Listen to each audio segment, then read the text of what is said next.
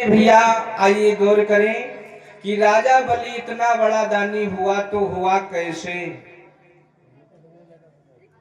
कैसे हो गया इतना बड़ा दानी? आइए,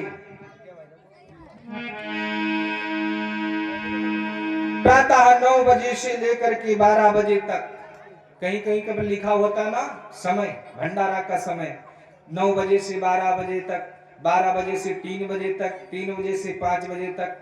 लेकिन राजा बलि के यहाँ खुला दरबार, चाहे कितने समय भी आओ दान मिलेगा, जो मांगोगे वो पाओगे। खुला दरबार, इतना बड़ा दानी राजा बलि, जो मांगो वो मिलेगा। ये पहले जन्म में ब्राह्मण था। अब पूर्व जन्म की जरा इसकी बात सुनिए। पहले पूर्व जन्म में ब्राह्मण था राजा बलि, बहुत बड़ा कंजूस था। इतना बड़ा कंजूस था मेरे भैया कि कभी इसने फूटी कौड़ी नहीं दी किसी को। अब कंजूस लोगों ने तो आदत जानता हो, हाँ, कंजूस एक होते कंजूस, एक होते मक्खी चूस, एक होते लेमन चूस। हाँ, 3 होते हैं, कंजूस, मक्खी चूस, दूध माछी पर ज्यादा बहुत चूस ले वह मक्खी चूस, और लेमन चूस। कंजूस, मक्खी चूस, लेमन चूस।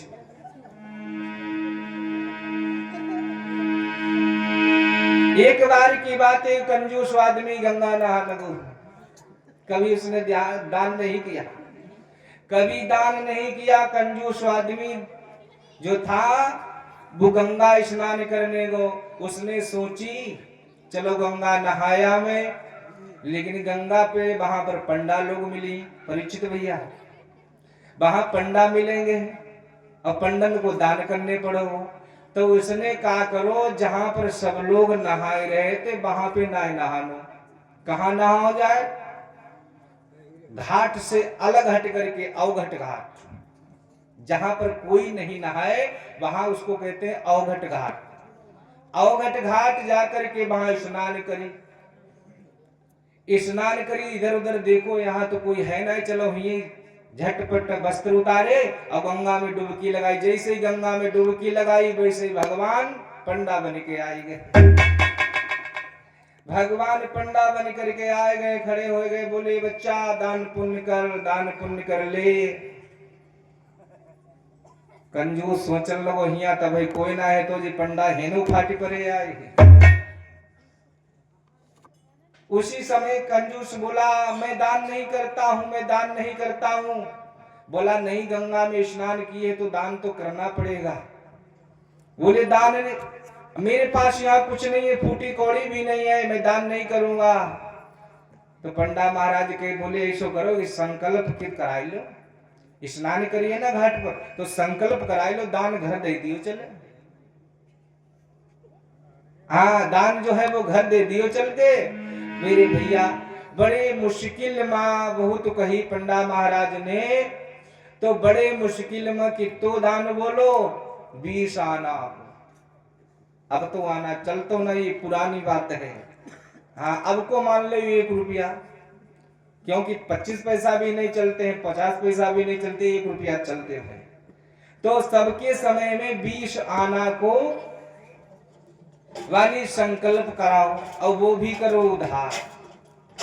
मेरे भैया उधार करो। पंडित जी तो संकल्प करके चले गए, और इधर वो सेठ कंजूस घर पे आओ, और घर पे आ करके मेरे भैया जैसे बैठो तैसे पंडित महाराज घर पे आएंगे तगादा के लिए। पंडित महाराज बोले सेठ जी दान करो, संकल्प की दक्षिणा दो, संकल्प तुमने गंगा घाट पे किया। मेरे भैया इतनो बड़ो कंजूस सेठानी से कही कि जाओ कह दियो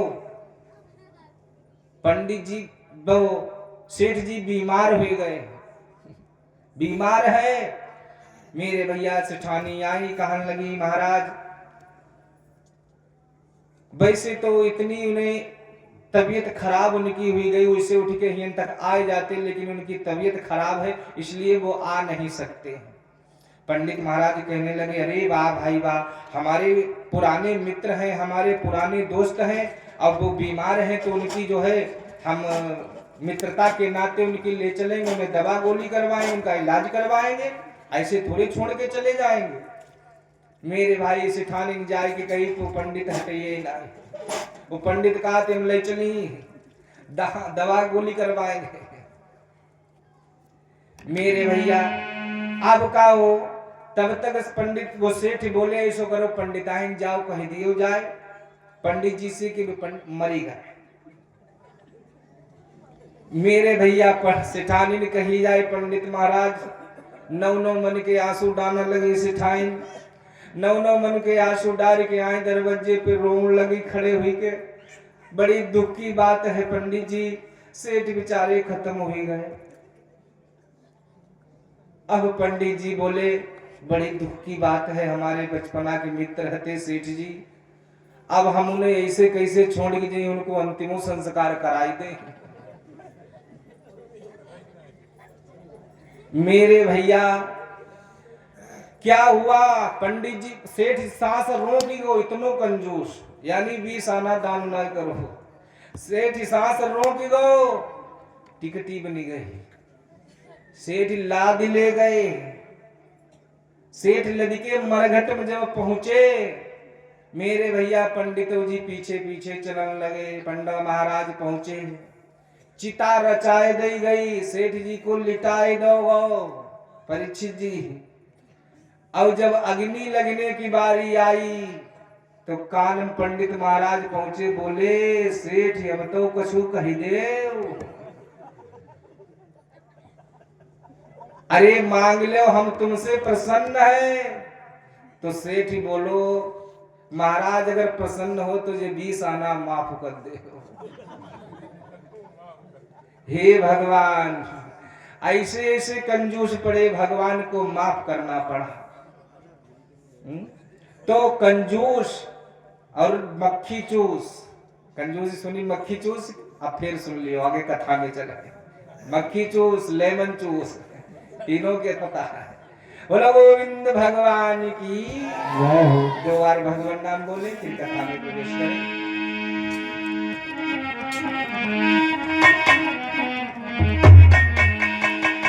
अरे किशोरी चली आवे धीरे धीरे, किशोरी चली आवे धीरे धीरे, किशोरी चली आवे।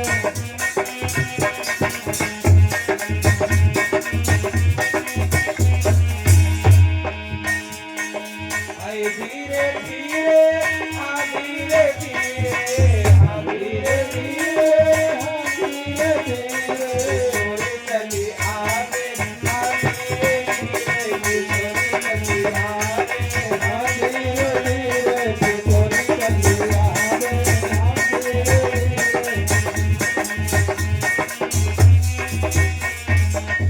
प्रेम से बोलिए राधे रानी सरकार की जय जय श्री राधे श्याम श्याम श्याम। इधर मेरे भैया इतना बड़ा वो कंजूस ब्राह्मण कभी किसी को दान नहीं दिया। एक दिन की बात है, एक संत महात्मा दरवाजे पर आ गए, भजमन नारायण नारायण नारायण, भजमन नारायण नारायण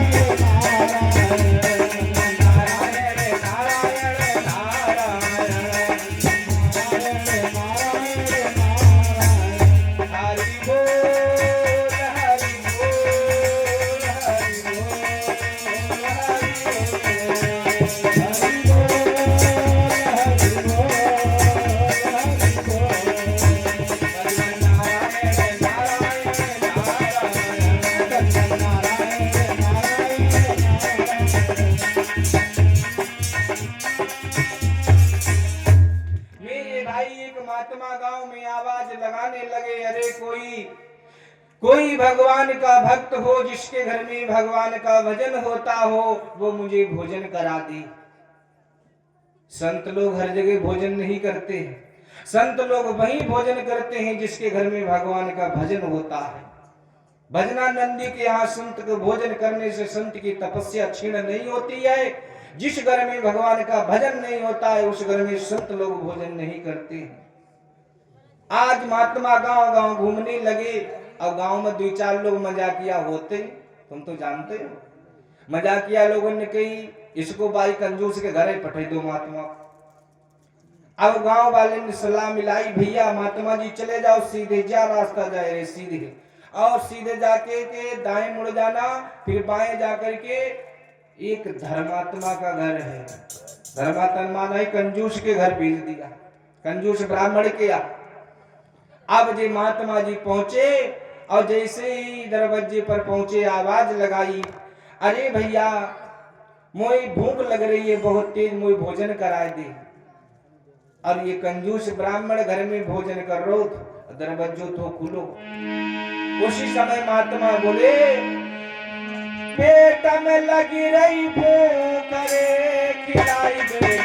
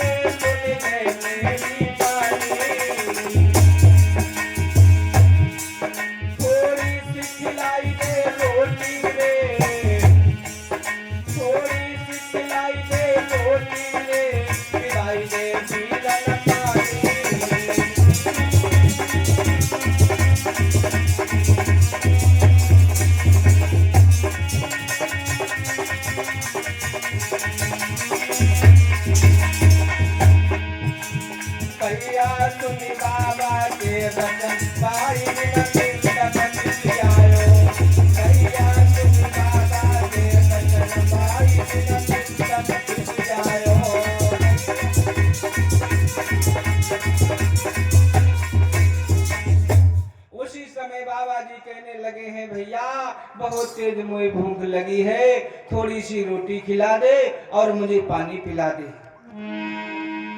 अब जाने देखो स्वयं खुद खा रहा है और उसी समय बोला, इतनी क्रोध में आ गया, इतनी गुस्से में आ गया कि ये मांगने वाला आ गया। अरे मैं तो खुद खा रहा हूँ, मुझे मेरे पास इतना नहीं, कंजूस था ना, मना कर दिया। जब भाई गुस्सा आई तो उसने क्या करो मालूम, सामने गाय बंधी थी, गाय को गोबर उठाओ और गोबर उठा करके बाबा के कमंडल में डाल दे। गाय का गोबर उठा करके बाबा के कमंडल में डाल दियो। ऐसे वैसे कंजूस लोग पड़े हैं होते। परीक्षित भैया बताओ, स्वयं भोजन कर रहा हो, भोजन नहीं दिया।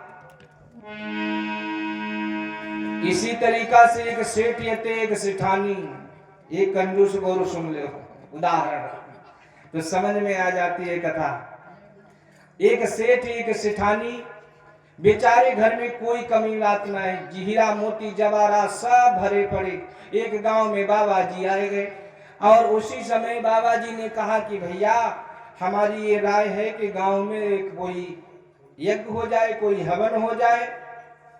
तो गांव वाले सब तैयार हो गए। गांव वाले कहने लगे ठीक है बाबा जी यज्ञ करो, क्योंकि देखो दान तो बहुत इकट्ठा हो जाता है, सहयोग तो सबका मिल जाता है, लेकिन मेन बात होती है कि बिल्ली के गले में घंटी बांधना, आगे कोई चलने वाला हो दान तो मिल जाता है। बाबा जी आ गए, सबने चंदा इकट्ठो करो, किसी ने 500 लिखवाए, किसी ने 1000 लिखवाए, किसी ने 2000 लिखवाए, ऐसे करके चंदा इकट्ठा होने लगा। अब बाबा जी उसी सेठ के दरवाजे पर पहुंचे, उसी सेठ के दरवाजे पर पहुंचे और कहा, सेठ घर पे ना तू? सेठानी थी, सेठानी से आवाज लगाई। सेठानी बोली, कहने लगी बाबा जी आज तो मेरे घर पे सेठ जी आए हैं, सुबह आइयो तब हम दान करेंगे। ठीक है बाबा जी बेचारे चले गए। इधर शाम को जब सेठ आया तो सेठानी ने समझाओ कि महाराज घर के यहाँ एक बाबा जी गांव में आए गए, वो यज्ञ करना चाहते हैं, किसी ने 1000 दी, किसी ने 2000 दिए, किसी ने 5000, जय की जिसकी श्रद्धा है वैसे लोगों ने दिए, और हमने कल बुलाया है बाबा जी को, अपने यहाँ से भी कुछ दान करेंगे। सेठ सोचने लगो हमें मालूम होते का कोई ठगुआ मिली गो। सेठ कंजूस था ना, ठीक है मेरे भैया, रात हो गई, सवेरा हो गया। सवेरा हुआ, बाबा फिर अपनो डायरी कलम लेके पहुंचे सेठ के दरवाजे। हाँ भैया, दान करो, दान लिखाओ। तो सेठ पहले तो सुन ही चुका था, किसी ने 1000 किए, किसी ने 500 किए। तो बड़ा मुश्किल में कर रहा है कि बोलो का बाबा 50 रुपया में काम नहीं चल रही। बोला बाबा का 50 रुपया में काम चल रही। बाबा ने कहा बच्चा ये तो श्रद्धा है, जिसकी जैसी श्रद्धा उसका उतना कल्याण है। जौन जैसा धर्म करेगा, दान करेगा, उसकी वैसी श्रद्धा। 50 रुपए में भी काम चल जाए। अब सेठ ही बोलो अभय बाबा जो राजी है, परीक्षित जी बोलो बाबा अभय राजी है। तो फिर से बोला सेठ ऐसो करो बाबा का 25 रुपया में नहीं काम चल रही, कम करने लगा। बाबा ने कहा बच्चा मैंने पहले कहा जिसकी जैसी श्रद्धा उसका उतना कल्याण है, 25 रुपए में भी काम चल जाएगा। सेठ ही बोलो भाई ज्यादा है, कहां तक गिरावे भैया तुम्हें, गिराउत गिराउत गिराउत गिराउत गिराउत गिराउत आओ कहां पर, बाबा का 10 पैसा बनाए काम चली। बाबा बोले बच्चा 10 पैसे में भी काम चल जाएगा, जल्दी करो, हमें देर हो रही है, जल्दी करो, जो भी देना हो सो दो, बाकी हम अपना आगे कार्य देखें। मेरे भैया सेठ सोचन लगो भाई 10 पैसा ढेर है, बाबा भाई राजी है। अंत में बोला सेठ बाबा का गोबर से काम नहीं चली। बाबा बोले बच्चा गोबर से भी काम चल जाएगा, क्योंकि गोबर मिलेगा, वही तो घर के उसे गौरी गणेश बनाई ली, वही काम आई जाएगी। अरे जो भी देना है सो दे। आज गोबर देने के लिए वो सेठ चला तो सेठानी ने हाथ पकड़ लो, ठहर जाओ महाराज, क्या कर रहे हैं? अब कैसे गोबर दियो, अब गोबर वाली गैया तो बनाई रहे, गौदान कैसे हुई, ऐसे नहीं होगा। बाबा जाओ सवेरे आना, अब हम गोबर वाली गैया बना ले फिर दान करेंगे। बाबा चले गए, सेठ अपनी दुकान पर चला गया। अब सेठानी रह गई, सेठानी ने बुलाओ जौहरी। सेठानी ने बुला करके जौहरी कमरे को खोल दिया और जौहरी से कहा ए ऐसी ठोस गैया सोने की तैयार करो, ठोस तुंगल नाई, ठोस गैया सोने की तैयार करो, उसको हम दान करेंगे। मेरे भैया वही हुआ, सोने की गैया ठोस तैयार करवाई सेठानी ने और बनवा करके उसके ऊपर गोबर थोप दो। तैमा सेठ नहीं जानी पावे, गोबर थोप दो, गैया बन के तैयार हो गई। बाबा को बुलाओ दान करो। आज सेठ और सेठानी ने वो गोबर वाली गैया दान कर दी बाबा को। जब दान हो गई मेरे भैया, कथा तो बहुत लंबी है, कहां तक बतावे। जब उसका अंत समय आया, जब अंत समय आया, भवसागर पार होने की बारी आई, तो भवसागर जब प्राणी वहां पहुंचा, भवसागर पार करने के लिए वहां पर खड़े हुए सेठ और सेठानी, अन्य लोग भी खड़े हैं। गैया आती है, लोग पूंछ पकड़ते हैं, पल्ली पार हो जाती है। अब सेठ कूदती घूमे, सेठ कूदती घूमे, सेठानी घर की गोबर वाली गैया ना आई, घर की गोबर वाली गैया ना आई। सेठानी बोली जैसे बाद में दान करी तैसे बाद में तो वही बाद में दान किया। तब तक क्या देखा, वो भवसागर में भनभनात चली आ रही गोबर वाली गैया। अब सेठ कूदी पर उबा आई गई गोबर वाली गैया, आई गई गोबर वाली गैया। मेरे भाई उधर से गैया आई, इधर सेठ और सेठानी ने पूंछ पकड़ी, और जब पूंछ पकड़ के भवसागर में गैया फिर पीछे को वापस गई, तो गैया उधर से आई और इधर से गई, तो गोबर गो फूल, गोबर फूल गो, अब पीरी पीरी गैया निकली परी। सेठ बोलो सेठानी जा कैसी गैया पीरी पीरी है। सेठानी कहने लगी महाराज हमने सोने के ऊपर गोबर मढ़ो तो। सेठ ने जो सोने को नाम सुनो मेरे भैया, सोई सेठ ने हाथ छोड़ के सिर पीट लो चाहो। जो सिर पीटो गैया गई छूट, सेठी हुई गए डूब और सिठानी हुई गई पल्ली पात। तो मेरे भैया कहने का मतलब है जो जैसा दान करता है वैसा उसके सामने आता है। इसलिए कंजूसी भी करो, इतना कंजूस मत बनो, चाहे कितनी अमीरी आ जाए अभिमान दिखाना ना चाहिए, चाहे कितनी गरीबी आ जाए दाता को भुलाना ना चाहिए। बोलो वृंदावन बिहारी लाल की जय। आज इस ब्राह्मण ने गोबर उठाओ बाबा के कमंडल में डाल दो, और वही बाबा गोबर लेकर के चले गए। देखो परम संत के लिए, जो संत है उसके लिए सोना और चांदी में कोई अंतर नहीं है, मिट्टी और भोजन में कोई अंतर नहीं है। इस घाटी के नीचे जो भी उतरा वो सब एक समान है। जीव स्वाद बताती है, जिव्या स्वाद बताती है, रसना स्वाद बताती है, और इसके नीचे उतरे चाहे लड्डू खाओ, चाहे पेड़ा खाओ, चाहे नमक मिर्चा खाओ, चाहे कैसो खाओ, चटपटो खाओ, सब एक जैसा लगता है। बाबा के समझ में, परम संत के समझ में गोबर और भोजन में, 56 प्रकार के भोजन में कोई अंतर नहीं है। बाबा ने वो गोबर को पान कर लिया और भगवान से कहने लगे, हे प्रभु जैसे तुम रखोगे दाता वैसे हम रहेंगे।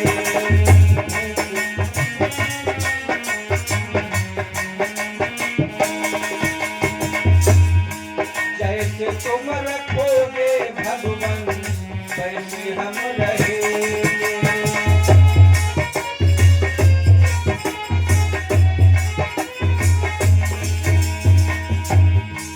सीताराम सीताराम सीताराम सीताराम सीताराम कहेंगे। जैसे तुम रखोगे भगवान वैसे हम रहेंगे।